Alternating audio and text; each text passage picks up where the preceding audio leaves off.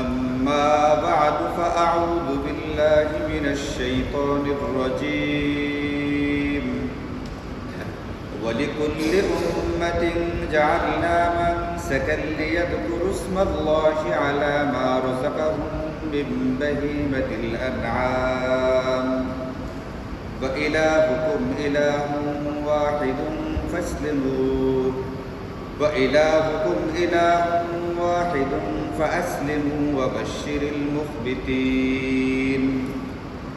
وقال سيدنا رسول الله صلى الله عليه وسلم صيام يوم عرفة أحتسب على الله أن يكفر السنة التي قبله والسنة التي بعده. آمنت بالله صدق الله مولانا العلي العظيم وصدق رسوله النبي الكريم ونحن على ذلك لمن الشاهدين والشاكرين والحمد لله رب العالمين.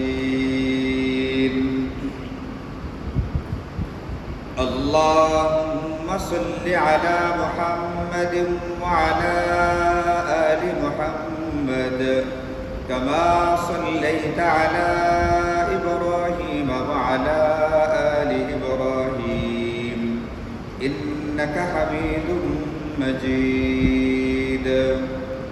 اللهم بارك على محمد وعلى آل محمد كما باركت على إبراهيم وعلى آل إبراهيم إنك حميد مجيد.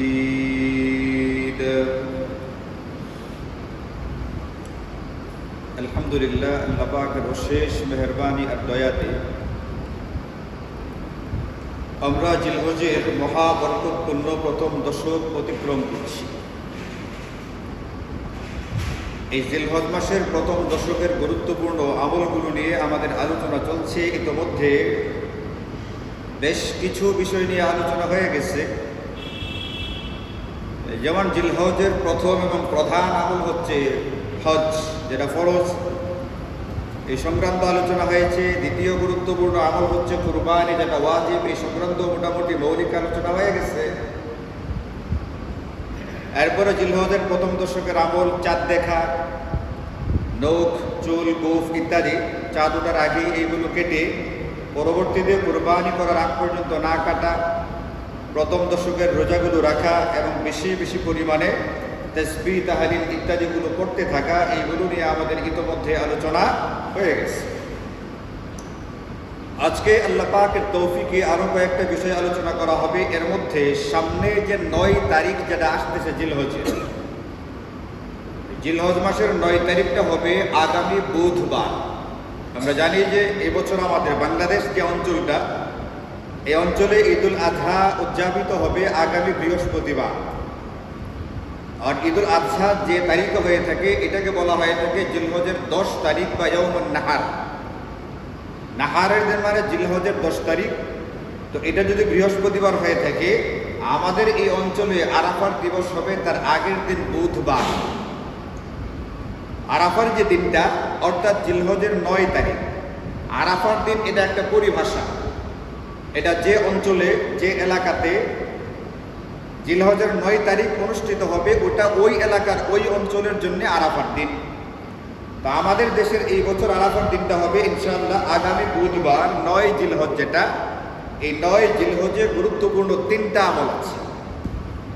শুধুমাত্র ওই একদিনেই 3টা গুরুত্বপূর্ণ আমল আছে। আমলগুলো যথেষ্ট পরিমাণে গুরুত্বপূর্ণ, এই জন্য এইগুলো আমাদের জানতে হবে, এইগুলোর উপরে আমল করার চেষ্টা করতে হবে।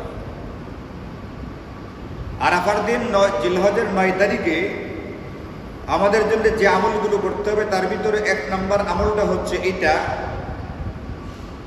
ওই দিন গুরুত্ব দিয়া রোজাটাকে রাখার চেষ্টা করা।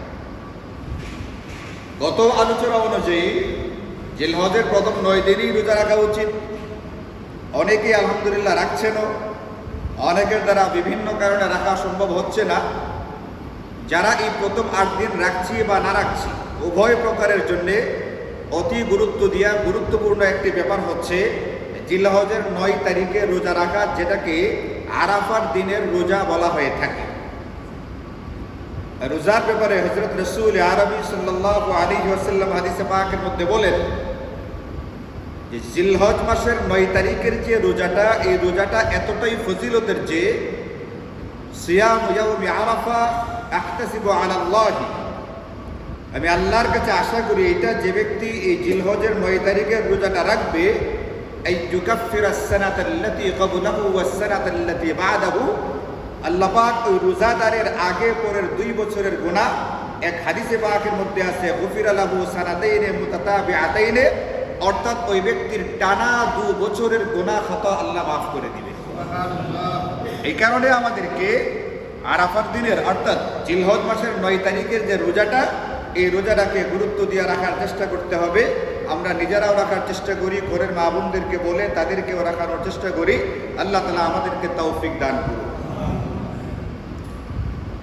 এটা গেল জিলহজ মাসের 3টা আমলের প্রথম আমল। জিলহজ মাসের 9 তারিখের দ্বিতীয় নম্বর আমলটা হচ্ছে একটা তাসবিহ, একটা দোয়া বেশি বেশি পড়ার চেষ্টা করা। যে দোয়াটা বেশি বেশি পড়ার জন্য বলা হচ্ছে, এই দোয়ার ব্যাপারে খোদ রাসূল করিম সাল্লাল্লাহু আলাইহি ওয়াসাল্লাম ইরশাদ করেন, খায়রুদ দুআই দুআউ ইয়াউমি আরাফা, এই পৃথিবীতে যত দোয়া করা হয়ে থাকে দোয়াগুলোর ভিতরে সবচেয়ে উত্তম দোয়া হচ্ছে আরাফার দিনের দোয়াটা। অর্থাৎ জিলহজ মাসের 9 তারিখে যে দোয়াটা পড়া হয়ে থাকে, জিলহজের 9 তারিখের দোয়া হিসাবে এই দোয়াটা হচ্ছে সবচেয়ে উত্তম দোয়া। ওয়া খায়রু মা কুলতু আনা ওয়ান নাবিয়্যুনা মিন ক্বাবলি, এমনকি নবীজি এটাও বলেছেন, আমি এবং আমার পূর্ববর্তী নবী রাসূলগণ আমাদের মুখের ভাষায় যত রকমের ইবাদত বন্দেগী করেছি, মুখের ভাষায় যত রকমের কথাবার্তা বলেছি, এইগুলোর ভিতরে সবচেয়ে উত্তম যে ইবাদতটা মুখের মধ্য দিয়ে করেছি, এটা হচ্ছে এই আরাফার দিনের দোয়াটা। আল্লাহর রাসূল সাল্লাল্লাহু আলাইহি ওয়াসাল্লাম নিজে যে দোয়া করেছেন এবং নবীজির পূর্বে অতীতকালে যত নবী অতীত হয়ে গেছেন তারা যে দোয়া করেছেন, এইগুলোর ভিতরে নবীজি বলছেন সবচেয়ে উত্তম, সবচেয়ে সেরা যে দোয়াটা, এই দোয়াটা হচ্ছে জিলহজের 9 তারিখের দোয়াটা। এই জন্য আমাদের করণীয় কর্তব্য হচ্ছে জিলহজ মাসের 9 তারিখে এই দোয়াটাকে বেশি বেশি পড়ার চেষ্টা করা। দোয়াটা কি? লা ইলাহা ইল্লাল্লাহু ওয়াহদাহু লা শারীকা লাহু লাহুল মুলকু ওয়া লাহুল হামদ ওয়া হুয়া আলা কুল্লি শাইইন কাদির। এটা লা ইলাহা ইল্লাল্লাহ, এতটুকু আমাদের মুখস্থ আছে না? এতটুকু মুখস্থ আছে। কালিমা তৈয়বা কে না বলে? লা ইলাহা ইল্লাল্লাহু ওয়াহদাহু লা শারীকা লাহু, এটাও আমাদের অনেকের মুখস্থ আছে। যারা কালিমায়ে শাহাদাতটা পড়ে ওয়াহদাহু লা শারীকা লাহু, তাদেরও এটা মুখস্থ আছে না? আছে না? তাইলে লা ইলাহা ইল্লাল্লাহু ওয়াহদাহু লা শারীকা লাহু, এতটুকু কিন্তু আমাদের আগের থেকে মুখস্থ আছে। রয়ে গেল শেষের অংশটা, লাহুল মুলকু ওয়া লাহুল হামদু ওয়া হুয়া আলা কুল্লি শাইইন কাদির। এটাও যারা কুরআনুল কারীমের মোটামুটি তেলাওয়াত আছে, মাঝে মধ্যে তেলাওয়াত করা হয় বা টুকটাক হাদিসে বর্ণিত দোয়াগুলো পড়া হয়, তাদের অনেকেরই শেষ অংশটাও মুখস্থ আছে। আমরা বলি যে আল্লাহ তাআলা সর্বশক্তিমান, ইন্নাল্লাহা আলা কুল্লি শাইইন কাদির, এটা আমাদের অনেকের মুখস্থ আছে। মাঝখানে একটু শব্দ লাহুল মুলকু ওয়া লাহুল হামদ, রাজত্বও তার, ক্ষমতাও তার, কাজী সকল প্রশংসাও কার। তাহলে বেশি অর্ধেকটা মুখস্থ আছে, বাকি অল্প একটু 3-4টা শব্দের অংশটা এটা আমাদের মুখস্থ করে নিতে হবে। যদি কেউ বলে যে মুখস্থ হয় না, মুখস্থ পারি না, এটা তার একটা ভুল চিন্তা, ভুল বলা। এই বলাটাই তার সহি না, কারণ এই আমলটার কথা আমি গত অনেক বছর ধরে বলে আসতেছি। 5-6 বছরে 5টা শব্দ মুখস্থ হয়েছে না, এই কথা বললে এটা কোনোভাবেই বিশ্বাসযোগ্য বা গ্রহণযোগ্য না। আসলে এগুলোর মধ্যে দিলের টান থাকতে হয়, জজবা থাকতে হয়, এইগুলোর মধ্যে প্রেম থাকতে হয়, ভালো লাগা ভালোবাসা থাকতে হয়। আমাদের যেগুলোর মধ্যে টান আছে, ভালো লাগা ভালোবাসা আছে, ওইগুলো আমাদের ঠিকই হয়ে যাচ্ছে, কিন্তু যেগুলো হওয়ার সেইগুলো হয় না, কারণ এইগুলোর প্রতি আমার এতটা টান বা জজবাই তৈরি হয় না। এই জন্য নবীজি বলেছেন, আমি বলেছি আমার আগের সকল নবীগণ যে দোয়াটা বলছেন, এই দোয়াটা পৃথিবীর সেরা দোয়া। এই দোয়া আমাদের শুধুমাত্র জিলহজের 9 তারিখে পড়ার কথা না, জিলহজের 9 তারিখে বেশি বেশি পড়ার কথা, কিন্তু এই দোয়াটা অন্যান্য দিনেও পড়ার কথা বলা আছে। যেমন এক হাদিসে পাকের মধ্যে নবীজি সাল্লাল্লাহু আলাইহি ওয়াসাল্লাম বলেন, যদি কোনো ব্যক্তি 5 ওয়াক্ত ফরজ নামাজের পরে সুবহানাল্লাহ পড়বে 33 বার, আলহামদুলিল্লাহ পড়বে 33 বার, আল্লাহু আকবার বলবে 33 বার, 3 33 কত হলো? আর শেষ বেলায় একবার গিয়ে এই দোয়াটা পড়বে, লা ইলাহা ইল্লাল্লাহু ওয়াহদাহু লা শারীকা লাহু লাহুল মুলকু ওয়া লাহুল হামদু ওয়া হুয়া আলা কুল্লি শাইইন কাদির। এই ব্যক্তির অসংখ্য অগণিত গুনাহ, সেই গুনাহ যদি বালুর কণা বরাবর হয়, সেই গুনাহ যদি গাছের পাতা বরাবর হয়, সেই গুনাহ যদি সমুদ্রের পানির ফুটা বরাবর হয়, সবগুলো মাফ করে দেয়। তাহলে এই দোয়া তো প্রতিদিনই পড়ার কথা। আর 9 তারিখের কথা বলা হচ্ছে, 9 তারিখে বেশি বেশি পড়তে বলা আছে। এটা শুধুমাত্র সারা বছরের একদিনের আমল না, এই দোয়াটা শুধুমাত্র জিলহজের 9 তারিখ সারা বছরে একদিনই পড়া হবে এমনটা না, এটা হচ্ছে বেশি বেশি পড়ার কথা, কিন্তু আমলটা আমাদের সারা জিন্দিগির আমল। এই জন্য মুখস্থ নাই, মুখস্থ হয়নি, মুখস্থ করতে পারছি না, এই কথাগুলো গ্রহণযোগ্য না। এই জন্য আল্লাহ তাআলা আমাদের অন্তরের ভিতরে নবীদের বর্ণিত এই সমস্ত আমল, এই সমস্ত সুন্নাহর প্রতি প্রেম, জজবা, টান তৈরি করে দিন। নিজেরাও চেষ্টা করি টানটা তৈরি করার জন্য। আল্লাহ কোরআনে বলছেন, ওয়ায়াহদি ইলাইহি মান ইউনিব, যে টান নিজের ভিতর থেকে বোধ করে, উপলব্ধি করে যে আল্লাহ পাক তাকে টান দিয়ে দেন। যে ভিতর থেকে চায় যে আমি এটা করতে চাই, এটার প্রতি আমার টান তৈরি হোক, আল্লাহ পাক তাকে এটা তৈরি করে দিবে। কিন্তু আগে আমার চাইতে হবে, আমি এটা চাই কিনা আসলে দিল থেকে। আমি যদি দিল থেকে চাই তো আল্লাহ পাক ব্যবস্থা করে দিবেন, আমি দিল থেকে না চাইলে আল্লাহ পাক ব্যবস্থা করে দিবেন। গতকালকে একজনে আসছে একটা জানাজা পড়াইতে, যে জানাজাটা পড়তে হবে, জানাজাটা ইমাম সাহেব, মুয়াজ্জিন সাহেব তারা কেউ পড়তে চাইতেছে না। এখন অন্য একজন পড়াইতে হবে, একজন লোক দরকার। তো যারা আসছে আমি এদেরকে বললাম যে আপনারা একজনে পড়াই দেন, তাইলে তো হয়ে যায়। কয়েকজন আমরা তো পারি না, আপনার নামাজ পড়েন? নামাজ পড়ি, আপনি জুমা পড়ি প্রতি শুক্রবারে। তো জুমার নামাজ যদি পড়তে পারে এই ব্যক্তি জানাজা পড়াইতে পারবে, এই কথা আমি বহুবার চন্দ্রনাথ স্কুলের মাঠে বলছি। জানাজা কেমনে পড়তে হয়, জানাজা কেমনে পড়াইতে হয়। এমনকি এক শুক্রবারে এখানে বলছি, যে ব্যক্তি নিজের নামাজ নিজে পড়তে পারে সেই ব্যক্তি এখানে ইমামতিও করতে পারে। যদি নিজের নামাজ নিজে সহি করে পড়তে পারে তাহলে এই ব্যক্তি ইমামতিও করতে পারবে। কেমনে করবে, কিভাবে কি করতে হবে, একটা জুমার আলোচনা পুরা বয়ানটা আমি এটা করেছিলাম যে আমি যদি কখনো কোনো ওয়াক্তে না থাকি আপনারা পেরেশান, উদ্বিগ্ন হবেন না। ওয়াহেতুক পেরেশান করে প্রেশারটা বাড়াইবেন না। মানুষ সমানে হার্ট অ্যাটাক করে, স্ট্রোক করে মারা দিতেছে। আপনি কেন নিজের প্রেশারটা ওয়াহেতুক বাড়াবেন? আপনি নিজেই পারেন নামাজ পড়াইতে, আপনি নিজে পড়াই ফেলেন। কেমনে পড়াইতে হয়, কি করতে হয়, কি পার্থক্য আছে, আমি এটা পুরা একটা জুমার বয়ানে বলে দিছি। চন্দ্রনাথ স্কুলের মাঠে একাধিকবার বলেছি যে জানাজা আপনি পারেন, আপনি যে পারেন, আপনি যে জানেন সেটা আপনি জানেন না, শুধু আপনাকে জানাই দিয়ে গেলাম। আপনি জানাজার নামাজ যে পড়তে জানেন এটা আপনার জানা ছিল না, আমি আপনার জানায়া দিয়ে গেলাম। তাহলে পারবেন না কেন? আপনি বলছেন আমার পিছনে জুমার নামাজ পড়েন, তাহলে পারবেন না কেন? পারবেন, সহজ। কিন্তু দিলের ভিতরে সেই টানটা নাই, জজবাটা নাই, প্রেমটা নাই, যে জানাজার আগে হুজুর কি কথাটা বলতেছিলেন, কথাটা একটু শুনি, একটু বোঝার চেষ্টা করি। যদি ওখানে শুনতাম, যদি ওখানে বুঝতাম, তাহলে ওইখানেই আমার জানাজার নামাজ পড়াইবার সুরত জানাজ হয়ে যাওয়ার কথা। আমি জানাজা পড়াইতে পারি, আমি যে পারি সেটা আমার জানা ছিল না, কিন্তু সেটা আমি জানায় দিয়ে আসছি কয়েকবার। এই জন্য এগুলো খেয়াল করতে হয়, শুনতে হয়, বুঝতে হয়, তাহলে জিন্দেগিটা আমাদের জন্য সহজ হয়ে যায়।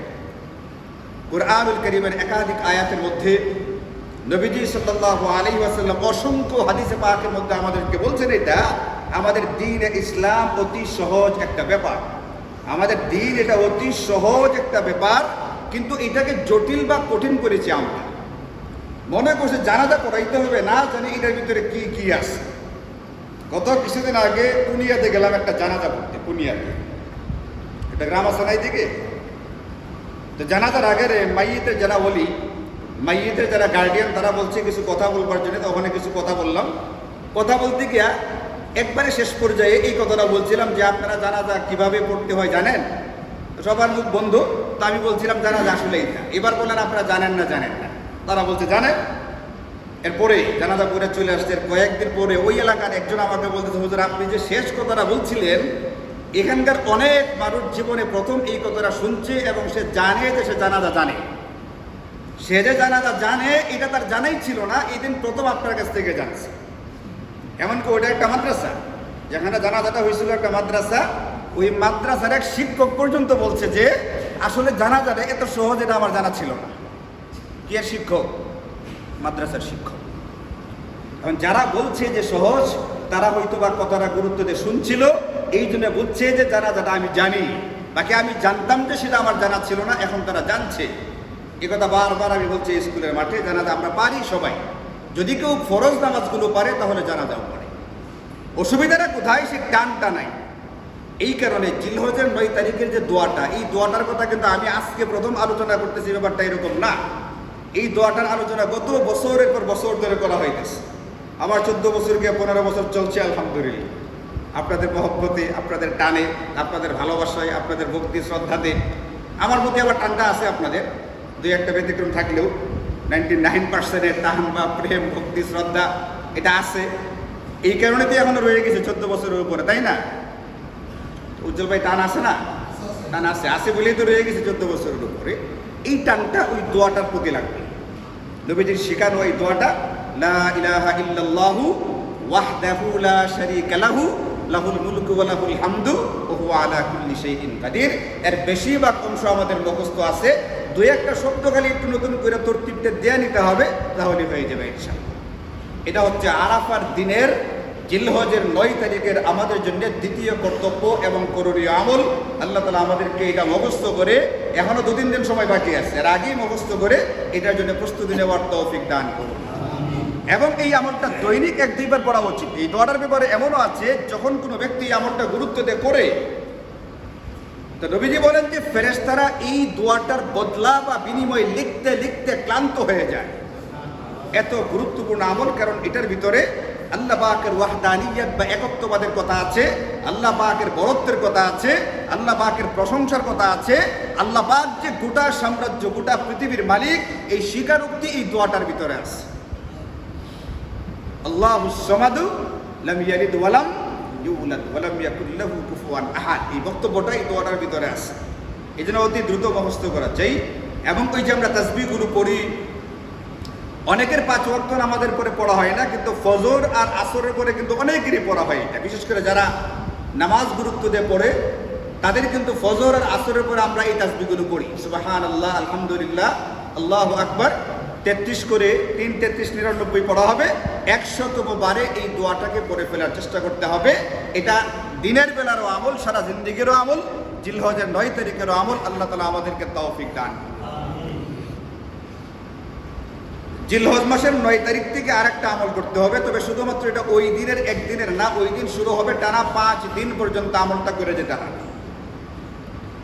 আল্লাহ তাআলা কুরআনুল কারীমে ইরশাদ করেন, ওয়াযকুরুল্লাহা ফি আইয়ামিন মা'দুদাত। ও দুনিয়ার মানুষেরা, দুনিয়ার মুমিন মুসলমানেরা, তোমরা গুনাগুনতি কয়েকটা দিন, গণনা করা যায় এমন অল্প কয়েকটা দিন আল্লাহ পাকের জিকির করো, আল্লাহ পাকের বরত্বের ঘোষণা দাও। এমন গুনাগুনতি কয়েকটা দিন, সেই দিনগুলো কোনগুলো?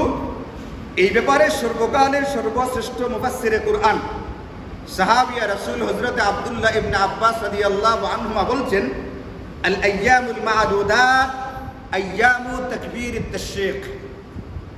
আইয়ামুত তাশরীক মানে হচ্ছে জিলহজ মাসের 9 তারিখ ফজর থেকে শুরু করে জিলহজ মাসের 13 তারিখের আসরের নামাজ আগ পর্যন্ত এই 5টা দিনকে বলা হয় থাকবে তাশরীকের দিন বলা হয় থাকে।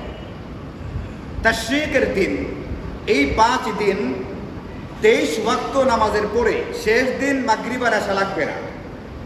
আগের 4 দিন 5 ওয়াক্ত, 13তম তারিখে ফজর, জোহর, আসর এই 3 ওয়াক্ত, এই মোট 5 দিনে 23 ওয়াক্ত ফরজ নামাজের পরে তাকবীরে তাশরীক বলতে হবে। এটা একটা ওয়াজিব পর্যায়ের গুরুত্বপূর্ণ আমল।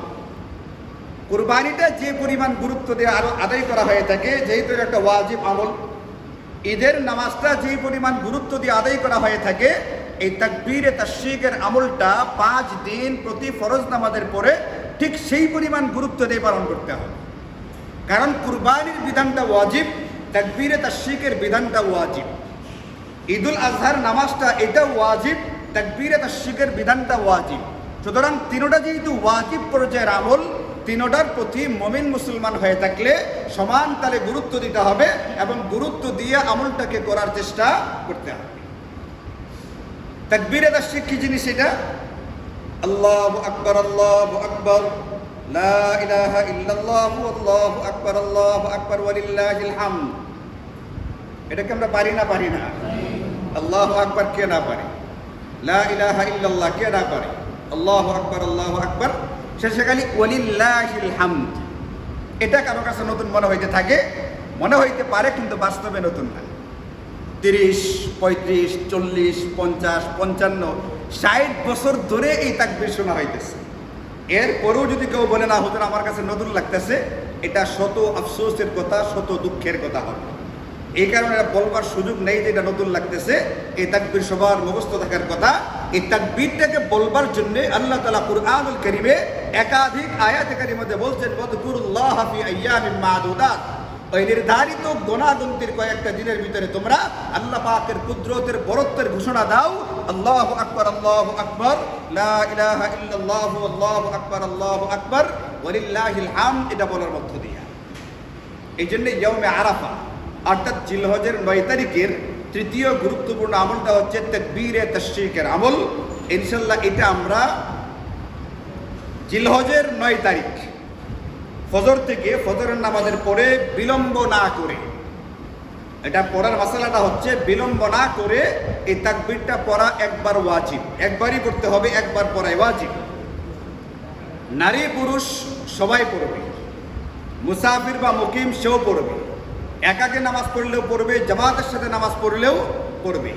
সর্বাবস্থায় এই 5 দিন 5 ওয়াক্ত ফরজ নামাজের পরে একবার এই তাকবীরে তাশরিক পড়া এটা ওয়াজিব। পুরুষেরা পড়বে সশব্দে, যতটুকু আওয়াজে পড়লে নিজের কানে এবং আশেপাশে 2-4 জনের কানে আওয়াজটা পৌঁছে। আর নারীরাও আওয়াজ করে পড়বে, কিন্তু এতটুকু গুনগুন করে পড়বে নিজের আওয়াজ নিজের কান পর্যন্ত যায়, এর চেয়ে বেশি যাওয়ার দরকার নেই। পুরুষেরা পড়বে, আশেপাশে 2-1 জন শুনবে। নারীরাও জোরে পড়বে, কিন্তু এতটুকু জোরে নিজের কান পর্যন্ত আওয়াজ পৌঁছবে, আশেপাশে যেন পৌঁছে না যায়, কারণ তাদের আওয়াজটা সতরের অন্তর্ভুক্ত। যে নারীর আওয়াজ সতরের অন্তর্ভুক্ত, সে নারীর চেহারার মূল যে সৌন্দর্যের কেন্দ্রবিন্দু, সেই জিনিসটা কি সতর হবে না? হবে না। যার আওয়াজ সতরের অন্তর্ভুক্ত, যার আওয়াজ প্রকাশ করা যাবে না। নবীজির স্ত্রীদের ব্যাপারে আল্লাহ বলছেন, ওয়াহুন্না উম্মাহাতুকুম, তারা তোমাদের মা তুল্য। নবীজির স্ত্রীগণ আমাদের জন্য মা তুল্য। তাদের বেলায় বলা আছে, যদি তাদের কাছে কোনো সাহাবী কোনো কিছু বলতে চায়, কোনো কিছু চাইতে যায়, তাহলে তারা যেন ফাসআলুহুন্না মিন ওয়ারাই হিজাব, হিজাবের আড়াল থেকে, পর্দার আড়াল থেকে বলবে কথাটা। এবং উম্মাহাতুল মুমিনিনদেরকে আল্লাহ বলছেন আসমান থেকে, তোমরা যখন তাদের সঙ্গে কথা বলবে কর্কশ আওয়াজে, কর্কশ ভাষায়। ফালা ইয়াখদানা বিল কওলি ফায়াতমাআল্লাযী ফি কলবিহি মারাদ, যাতে করে যার অন্তরে ব্যাধি আছে, বিমার আছে, তারা যেন তোমাদের দিকে ঝুঁকে না পড়ে। কিছুদিন আগে পেপারে দেখলাম, একজনের সাথে এক মেয়ে মোবাইলে যোগাযোগ হয়ে প্রেম হয়েছে। প্রেম কইরা যখন দেখা সাক্ষাৎ করতে গেছে, গিয়ে দেখে ওই লোকের বয়স 60 বছর, আবার তার আগের থেকে বউ বাচ্চা আছে। এখন তো মেয়ে গৈর মারছে। মাঝে মধ্যে শুনে চীন থেকে আইসে পড়ে, ইন্দোনেশিয়া থেকে আইসে পড়ে, এখান থেকে আইসে পড়ে, ওখান থেকে আইসে পড়ে। এত টান, এত ভালোবাসা, এটা তৈরি হয় প্রথমে শুধু আওয়াজ দিয়া। আপনি কি মনে করেন চাইনা থেকে চলে আসছে? 2 দিন আগেও দেখলাম কোন একটা এলাকায় চীন থেকে একটা যুবক চলে আসছে, ছেলে, ওরা গ্রামবাসী তাকে দেখতে যাওয়ার জন্য ধরলাম। ব্যাপারের খবর, এটা ফেসবুকের অনির্ভরযোগ্য খবর না। কেমনে তৈরি হয়? প্রথমে আওয়াজ থেকে শুরু হয়। আওয়াজ অনেক গুরুত্বপূর্ণ একটা ব্যাপার, এটাকে হেলাফেলা করলে চলবে না। শরীয়তের বিধিবিধানগুলো হেলাফেলা করলে চলবে না। আপনারা দেখছেন গত কয়েকদিনে কতগুলো বিভৎস রকমের ঘটনা সংঘটিত হয়েছে, বিভৎস ভয়াবহ রকমের ঘটনা। এগুলো বর্ণনা করার মতো কোনো ভাষা আমাদের জানা নেই, এতটাই বিভৎস এবং ভয়ঙ্কর রকমের। এই ঘটনাগুলোর ভিতরে কারো যে যারা ঘটনা ঘটাইছে, এরা কিন্তু বাহ্যিকভাবে কেউ কেউ আবার হুজুর, মাদ্রাসার শিক্ষক এরকমও ধরা পড়ছে, যাদের দ্বারা ঘটনা সংগঠিত হয়েছে। কারো কারো ক্ষেত্রে আমরা মনে করি তারা হুজুর, এটাও হয়েছে। এই জন্য আমি আপনাদেরকে বিভিন্ন বয়ানে, বিভিন্ন আলোচনায় বলেছি, পৃথিবীর সমস্ত মানুষ মুফতি মুহাদ্দিস হওয়া জরুরি না, কিন্তু পৃথিবীর সমস্ত মানুষকে মুত্তাকি হওয়া জরুরি। বিভিন্ন সময় আপনাদেরকে আলোচনায় বলছি, হুজুর হয়েও এই ব্যক্তিরা মুত্তাকি না এমন হতে পারে। বাহ্যিক লিবাসে শুরুতে হুজুর, সে হুজুর হওয়ার পরেও সে মুত্তাকি না, এটা হতে পারে। এই জন্য সবার জন্য আলেম মুফতি মুহাদ্দিস জরুরি না, কিন্তু সবার জন্য কি হয়ে যাওয়া জরুরি? মুত্তাকি হয়ে যাওয়া জরুরি। সবাইকে গুনাহ বর্জন করা জরুরি, সবাইকে আল্লাহর ওলি হওয়া জরুরি। আল্লাহর ওলি না হলে, মুত্তাকি না হলে এই ব্যক্তি জান্নাতে যেতে পারবে না। এই জন্য কুরআনুল কারীমের একবারে শুরুতে আল্লাহ বলছেন, একবারে শুরুতে সূরা বাকারা শুরুই করেছেন হুদাল লিল মুত্তাকিন, জান্নাত তৈরি করা হয়েছে মুত্তাকিদের জন্য।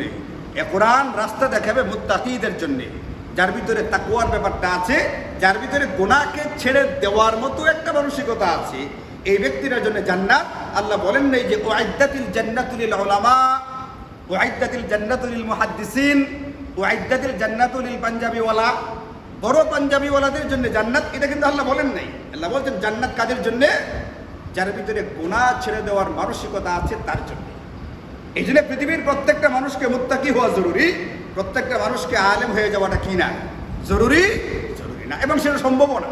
সবাই হাফেজ আলেম হতে পারবে না, এবং সেটা সম্ভবও না।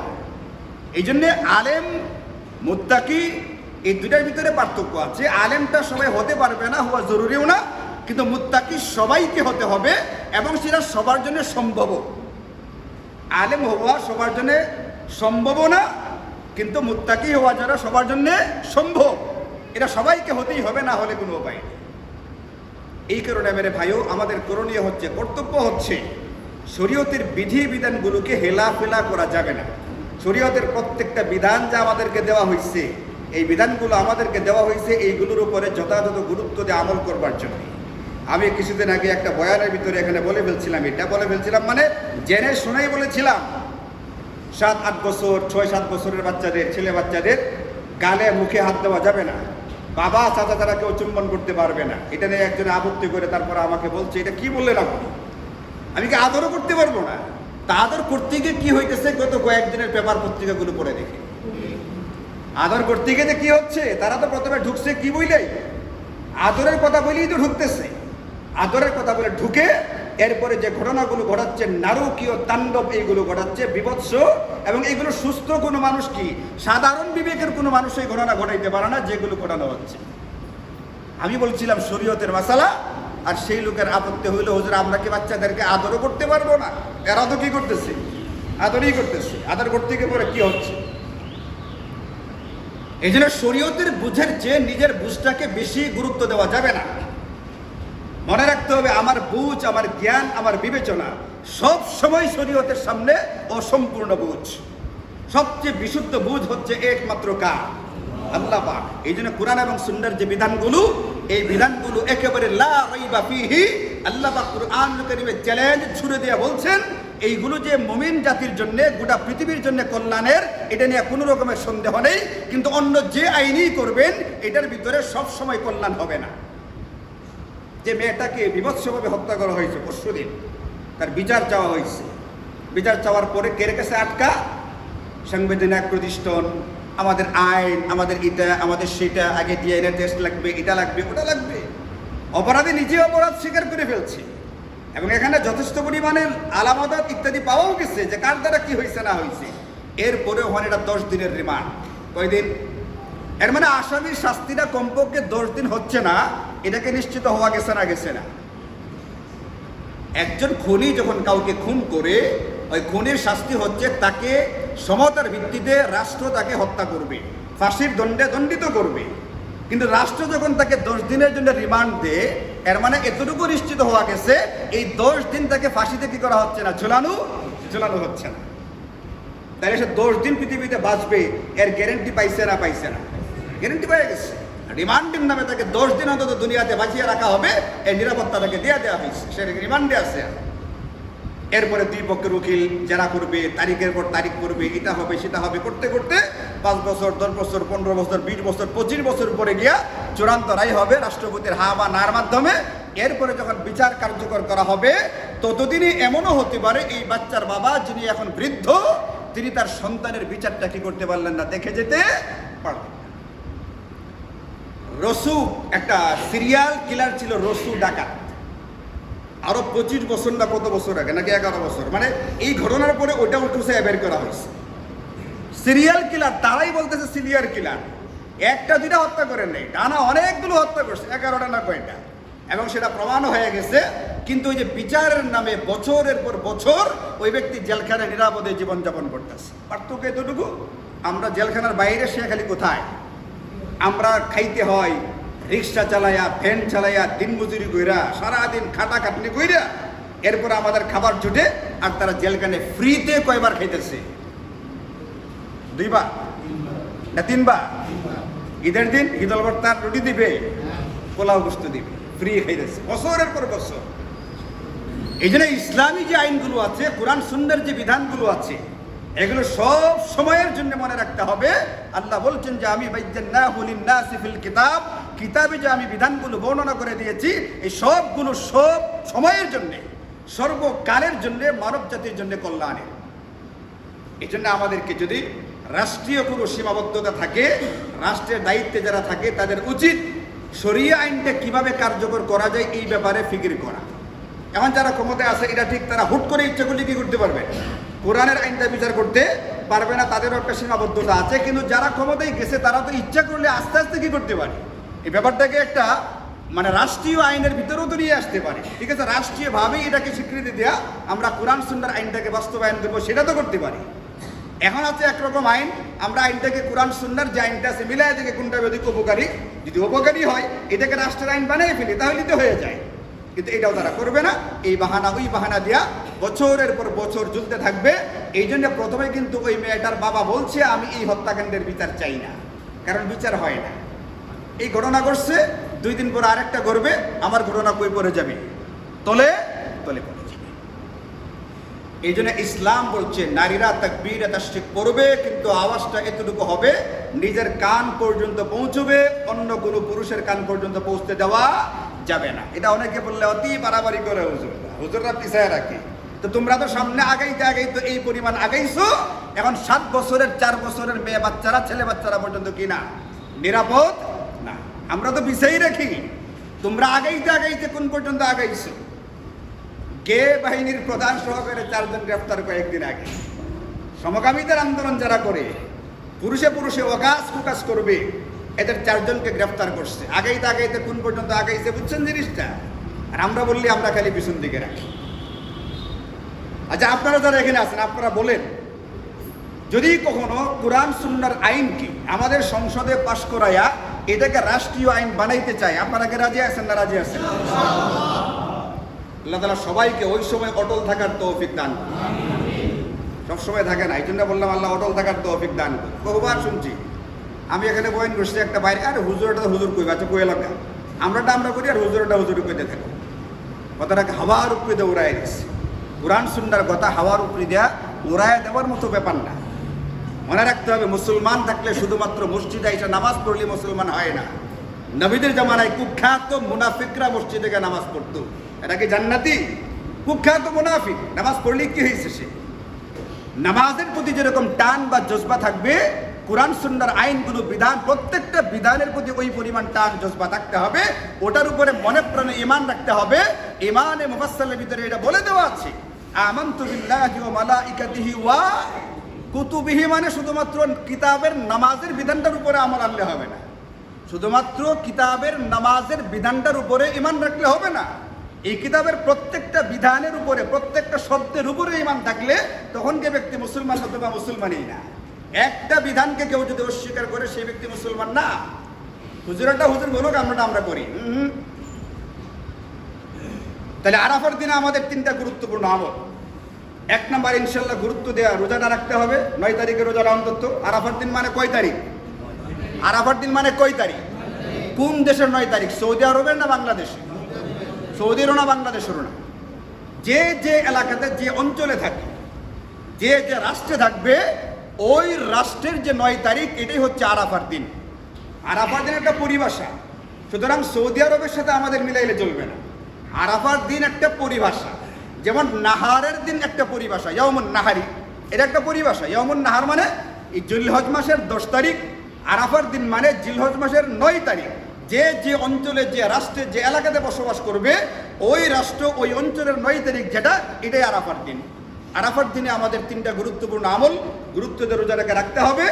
খাইরুদ দুআ ইয়াউমি আরাফা, আরাফার দিনে বিশেষ দোয়া, যেটা বললাম একটু আগে, দোয়াটা পড়তে হবে বেশি বেশি, এবং তাকবীরে তাশরিকের যে আমলটা এটা শুরু করার চেষ্টা করতে হবে। ইনশাআল্লাহ আল্লাহ তাআলা আমাদেরকে তৌফিক দান করুন। এরপরে 10 তারিখে আমাদের ঈদের দিনের কতগুলো সুন্নত আছে গুরুত্বপূর্ণ।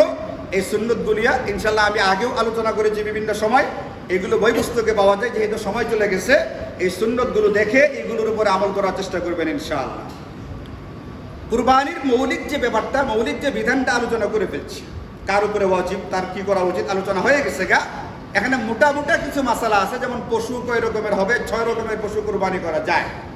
চতুষ্পদ গৃহপালিত, চতুষ্পদ মানে 4 পাওয়ালা গৃহপালিত জন্তু, উট, গরু, মহিষ, ভেড়া, দুম্বা, ছাগল, এই 6 প্রকার প্রাণী দ্বারা কুরবানি করা যায়। এটা চতুষ্পদ, এই সবগুলোরই 4টা পা আছে এবং এইগুলো গৃহপালিত, এইগুলোর দ্বারা কুরবানি চলবে। ছোট যে 3টা প্রাণী, ভেড়া, দুম্বা, ছাগল, এই 3টা একজনের নামে একটাই হবে, এটার ভিতরে কোনো শরিকানা চলবে না।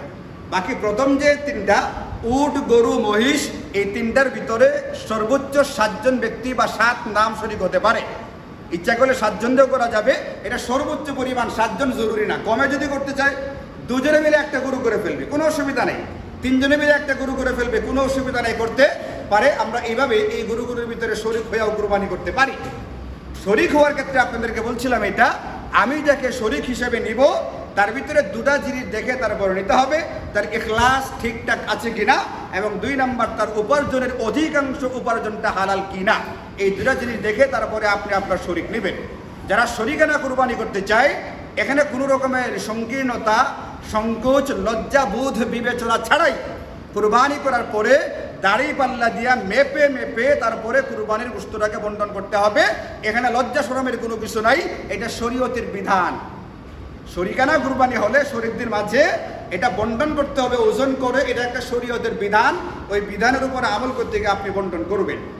পশুগুলোর বয়স আপনাদের জানা আছে, উট কমপক্ষে 5 বছর হইতে হবে, গরু মহিষ কমপক্ষে 2 বছর হতে হবে, আর বাকি 3টা পশু, ভেড়া, দুম্বা, ছাগল কমপক্ষে 1 বছর বয়সের হতে হবে, এর চেয়ে কম হলে হবে না। এই জন্য বয়স বিবেচনা করে তারপরে পশুটাকে কেনার চেষ্টা করবেন। পশুর ক্ষেত্রে হৃষ্টপুষ্ট হওয়া, সুস্থ সবল হওয়া, এটা জরুরি ব্যাপার। পশুটা অনেক বড় হওয়া, 3,20,000 টাকা দাম, এতটা হওয়া জরুরি না। কিন্তু পশুটা 2 বছর হয়ে যাওয়ার পরে এটা সুস্থ সবল হইতে হবে, মরা ধরা হইলে হবে না। অসুখ বিসুখ কাজ চলে না, এটাকে কোনো ক্রমে কাজ চালাই দিই। ওই যে ইন্ডিয়াতে করছে, 14 বছর বয়স হলে তারপরে গরু জবাই করা যাবে, এর আগে জবাই করা যাবে না। এই ধরনের মরা ধরা, যিনি মৃত্যু সজ্জায় আছে, মারাজুল মাউতে যে গরু আছে, এই গরু দিয়ে কুরবানি করলে এটা পছন্দনীয় না। হৃষ্টপুষ্ট সুস্থ সবল গরু কেনার চেষ্টা করবেন ইনশাআল্লাহ। যৌথ পরিবারে যারা কুরবানি করেন, যদি যৌথ পরিবারের একাধিক সদস্যের উপরে নেশাব থেকে থাকে, তাহলে একাধিক ব্যক্তির উপরেই কুরবানি আলাদা আলাদা করে দেওয়া ওয়াজিব। যৌথ পরিবারের একাধিক ব্যক্তি যদি নেশাবের অধিকারী হয়ে থাকে, এখানে শুধুমাত্র একজন যে গৃহকর্তা আছে তার পক্ষ থেকে একটা কুরবানি করলে সবার পক্ষ থেকে আদায় হবে না। এই জন্য আমি যৌথ পরিবার বলে একটা কুরবানি করে দায় মুক্ত হয়ে যাব, এটা কিন্তু হবে না। এই জন্য মেহরবানি করে আপনি যৌথ পরিবারের সদস্য কিন্তু আপনি হিসাব করে দেখেন আলাদাভাবে আমার সম্পদ কি নেশাব পরিমাণ হয়ে যায় কি না। যদি আলাদাভাবে নেশাব পরিমাণ সম্পদ হয়ে যায়, তাহলে আপনার নামে আরেকটা আলাদা কুরবানি করতে হবে। এই ব্যাপারে আপনি মানসিক প্রস্তুতি নেন এবং কুরবানি করারও চেষ্টা করেন। কুরবানির সাথে আকিকা করতে চাইলে করা বৈধ আছে, কিন্তু সর্বাবস্থায় আকিকা আলাদা খাসি দেওয়া করা উত্তম। একটা হচ্ছে জায়েজ, একটা হলো উত্তম। কুরবানির গরুর সাথে আকিকা দিলে জায়েজ হবে, কিন্তু উত্তম সর্বাবস্থায় আকিকা আলাদাভাবে করা। এই জন্য আলাদা করার চেষ্টা করবেন। কারো যদি মান্যদের কুরবানি থাকে, সাধারণ কুরবানির ভিতরে মান্যতর কুরবানিকে মেশানো যাবে না, এটা আলাদা কুরবানি করতে হবে এবং এটা সম্পূর্ণ গরিব মিসকিনকে দান করে দিয়ে দিতে হবে। অনেক সমাজে সামাজিক গোষ্ঠীর নামে একটা গোষ্ঠ সংগ্রহের ব্যাপার আছে, এই জিনিসটা করা যাবে না, এই জিনিসটা করার কোনো সুযোগ আমাদের জন্য নেই। কসাইকে আলাদা মজুরি দিতে হবে। কুরবানির গোশত দিয়া কসাইকে মজুরি দিলে সেই কুরবানি বৈধ হবে না, মানে কুরবানি হবে কিন্তু তার মজুরি যেটা দেওয়া হলো এটা বৈধ হলো না। এই জন্য তাকে আলাদাভাবে কসাইকে মজুরি দিয়া এরপরে আপনি চাইলে প্রতিবেশী হিসাবে, বন্ধু হিসাবে, দরিদ্র হিসাবে গোশত দিতে চাইলে গোশত দিতে পারেন, কোনো রকমের অসুবিধা নাই। এই বিষয়গুলো ইনশাল্লাহ খেয়াল করি। আর বিস্তারিত বলার সময় যেহেতু অনেক বেশি হয়ে গেছে গা, নির্ভরযোগ্য কিতাব পাওয়া যায়, আহকামে জিন্দেগি, বেহেশতে যাওয়ার, এইগুলো দেখবেন, এইগুলো থেকে পড়বেন ইনশাল্লাহ। ব্যক্তিগতভাবে ইচ্ছা করলে যদি জানার থাকে জেনে নিতে পারেন, যার কাছ থেকে আপনার ভালো মনে হয় তার কাছ থেকে জানবেন। আর 4টা বিষয় রয়ে গেছে যেগুলো নিয়ে আমি আলোচনা করতে পারি নাই, যেমন জবাই সংক্রান্ত মাসালা, কুরবানির গোশতের মাসালা, চামড়া সংক্রান্ত মাসালা এবং কুরবানি হয়ে যাওয়ার পরে পরিষ্কার পরিচ্ছন্নতা সংক্রান্ত রাষ্ট্রীয় নির্দেশনা এবং কোরআন সুন্নাহর নির্দেশনা। এই 4টা জিনিসের আলোচনা বাকি রয়ে গেছে। এইগুলো আপনারা কিতাবপত্র থেকে পড়ে নেবেন, দেখে নেবেন। যেখানে ঈদের নামাজ পড়বেন সেখান থেকে ইনশাল্লাহ শুনে নিতে পারেন। আর যদি এখানে ফাইসালা হয়, এটা এখনও ফাইসালা হয়েছে না, ঈদের আগের দিন ইনশাল্লাহ ফাইসালা হবে এখানে ঈদের জামাত হবে কি হবে না। যদি এখানে ঈদের জামাত হয় তাহলে ইনশাল্লাহ আমি এই 4টা বিষয় নিয়ে ঈদের দিন নামাজের আগে আলোচনা করবো ইনশাল্লাহ, জবাই, গোশত, চামড়া এবং পরিষ্কার পরিচ্ছন্নতা। আর যদি নামাজ না হয় তাহলে আপনারা ব্যক্তিগতভাবে পড়ে নেবেন এবং ব্যক্তিগতভাবে কারো কাছ থেকে জেনে নেওয়ার চেষ্টা করবেন। আল্লাহ তাআলা আমাদের সকলকে সামনে যে আমলগুলো আছে এই আমলগুলো ইখলাসের সাথে, বিশেষ করে কুরবানির যে আমলটা ইখলাসের সাথে গুরুত্ব দিয়ে পালন করার তৌফিক দান করুন। ওয়া আখিরু দাওয়ানা আলহামদুলিল্লাহি রাব্বিল আলামিন।